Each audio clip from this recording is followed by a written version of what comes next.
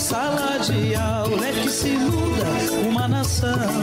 Na sala de aula não há idade nem cor. Por isso aceite e respeite o meu professor. Olá, boa tarde! Estamos chegando com mais um TV Sintese e no programa de hoje você vai saber como andam as pré-conferências estaduais promovidas pelo Sintese. Vamos ter também uma incrível entrevista com o presidente da CUT, professor Dudu, que vai contar tudo sobre o Dia do Basta. Está curioso para saber do que se trata? Então não saia daí que daqui a pouco a gente conta. Está no ar o meu, o seu, o nosso TV Sintese.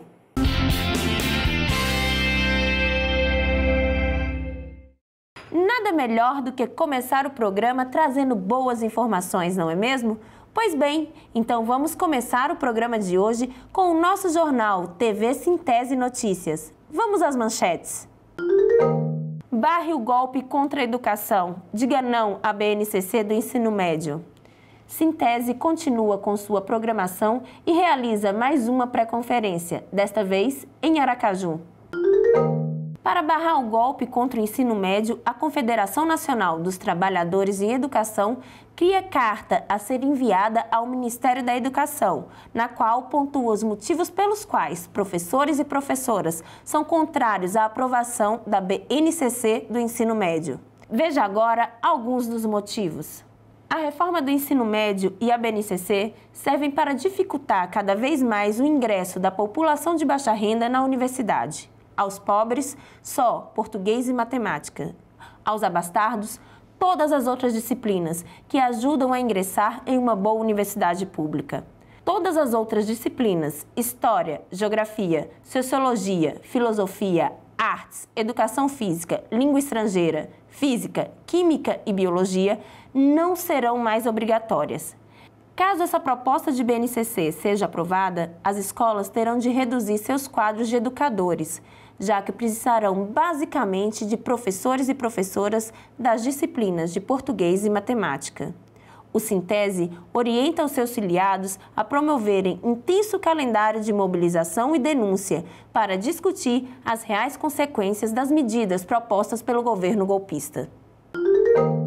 E as pré-conferências promovidas pelo Sintese continuam. No último dia 27 de julho, foi a vez da região metropolitana. O local escolhido foi o auditório da paróquia Sagrado Coração de Jesus, no bairro Grajeru, em Aracaju. Esse aqui é o momento de construção da Conferência Estadual da Educação. Realizar as pré-conferências nas sedes, das subsedes, envolvendo os municípios todos que compõem cada subsede, é exatamente dar a oportunidade dos professores já começarem a fazer o debate do tema que vai estar sendo travado na conferência. É extremamente importante, primeiro porque a gente vem até aqui, o sindicato vem trazer o debate, vem trazer a pauta, é um espaço menor do que o espaço da conferência, e sendo um espaço menor, é um espaço em que os professores podem tirar mais dúvida, participar mais, se preparar mais para chegar na conferência já dominando melhor o tema, já com mais capacidade de discussão e de debate. Então é isso, é trazer o debate para as subsedes, é trazer o debate para os professores, é iniciar a discussão e chegarmos na conferência que vai acontecer em setembro com um grupo já iniciado a discussão, fortalecido e compreendendo o tema. E para a gente é isso, é vir para cá, é estar na base, é estar enraizado, é estar onde o professor está.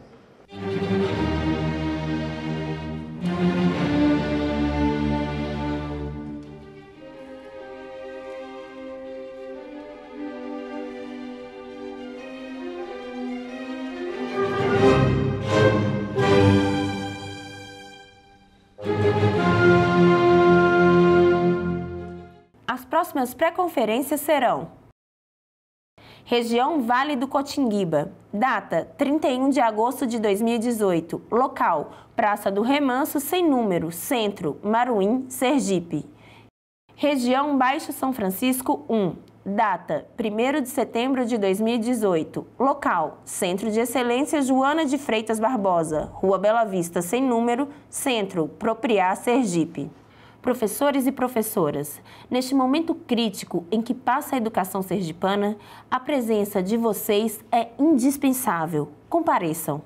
O Sintese Notícias vai ficando por aqui, mas o programa continua. Assista agora a um bate-papo com o presidente da CUT, professor Dudu.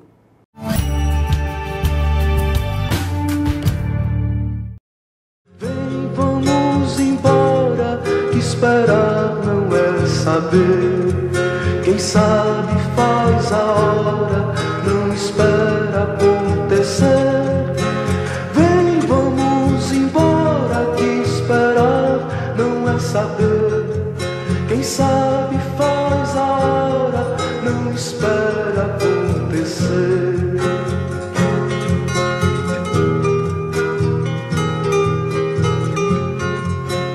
Vem, vamos embora, que esperar não é saber. Quem sabe faz a hora, não espera acontecer. Vem, vamos embora, que esperar não é saber. Quem sabe faz a hora, não espera acontecer.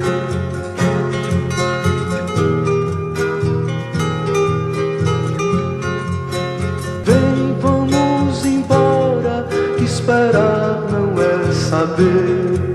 Quem sabe faz a hora, não espera acontecer. Boa tarde, Dudu, tudo bem? Tudo bem. Nós convidamos você aqui hoje para que você possa nos falar um pouco sobre o Dia do Basta, que vai acontecer agora, 10 de agosto. Olha, o dia 10, o Dia do Basta, é um dia que já vem sendo construído há algum tempo, não só pela CUT, mas pelas outras centrais sindicais e pelo movimento social, que é para voltar a sacudir a classe trabalhadora, que depois das greves gerais entrou num processo, eu diria até de apatia. Então é preciso voltar a lutar e disputar os direitos da classe trabalhadora. A mobilização para o Dia do Basta, ela está pautada em tudo que os trabalhadores têm vivido nesses últimos 2 anos, que é a questão do desemprego, a questão das privatizações, da perda de direitos. Exatamente. Esse receituário perverso aplicado pelo governo federal, que você está colocando, nos preocupa muito. Quem tem acompanhado os noticiários percebe que nesse final de governo, Temer, cumprindo a agenda golpista, ele tenta intensificar, por exemplo, o processo de privatização. É um governo entreguista e isso tem reflexos profundos na economia do Brasil.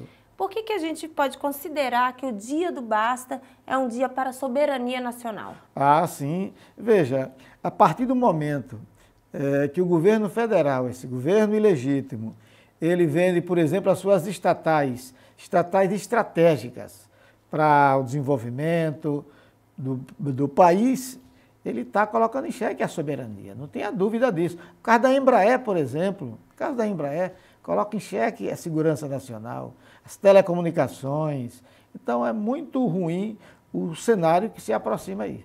As privatizações do governo golpista de Michel Temer, elas têm vindo de uma forma que ameaçam a soberania nacional, e isso não, a gente quando coloca isso não é uma questão de partidarismo, né? É uma questão sobre a soberania mesmo, porque o país está sendo entregue ao capital estrangeiro. E o que é pior, está sendo entregue a preço de banana. Veja, os Estados Unidos, nós poderíamos dizer que a essência do capitalismo, do neoliberalismo aqui na América, mas eles preservam as suas empresas estratégicas, quer comprar do Brasil, como no caso da Embraer, que está sendo aí leiloada. Então, atinge de morte a soberania.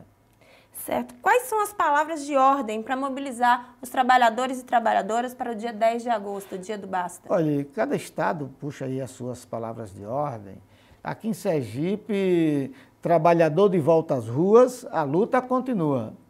As plenárias plenárias interestaduais têm um papel fundamental na mobilização das bases sindicais da CUT para o dia 10 de agosto e para a luta de liberdade de Lula.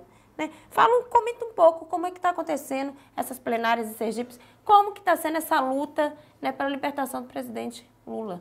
Como é que está sendo pensada a mobilização para o dia 10, efetivamente? Como é que vão ser atos? Como é que vai ser isso? Olha, aconteceu uma reunião da Frente Brasil Popular, lá na sede da CUT. Então estava presente desde as centrais ao movimento social, como o MST, Movimento Sem Teto, tinha representações diversas, uma reunião plural, e a partir de agora é cada entidade convocar sua base. Para você ter ideia, segunda-feira a CUT está fazendo uma plenária com todos os sindicatos filiados. É uma coisa nova. Então, numa mesma plenária, todos os sindicatos participam, já sai com a sua demanda e com sua definição se vai paralisar ou não. Algumas categorias já definiram pela paralisação. O Sintese é um deles. Olha, as plenárias, na verdade, a CUT tem feito menos do que as caravanas. Então, a plenária é um momento que você consegue falar diretamente. Uma coisa é você dialogar com a sua base pela rede social. Isso não é a mesma coisa que você dialogar diretamente, conclamar para que ele chame os seus liderados para lutar junto. E está tendo também caravana, visita, carreata, uma forma de agito. É o dirigente sindical, o seu sindicato, com a sua entidade, com os partidos de esquerda. Vou lembrar que o PT, por exemplo, tem feito todo fim de semana carreata, por exemplo, com suas lideranças, defendendo o Lula livre. Então, é impossível você falar de economia, você falar de geração de emprego, de soberania nacional, se você não falar de Lula livre. Então, o que está aí hoje, esse governo golpista, é uma antítese do que foi o governo Lula.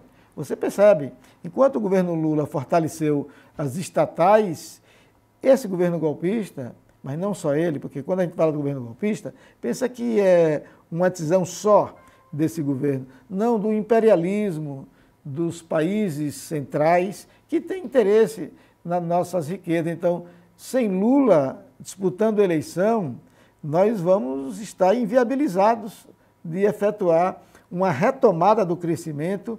E olhe que tem uma pauta que é muito cara para a classe trabalhadora e que Lula já se comprometeu. Ele tem uma agenda onde ele coloca fazer plebiscito revogatório.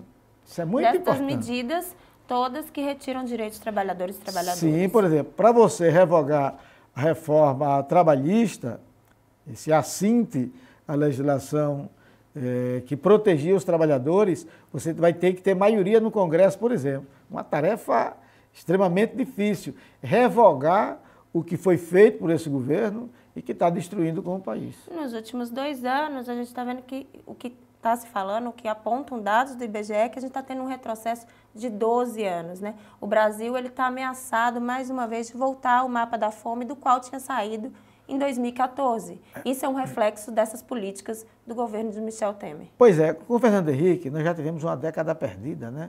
E vamos ter outra agora.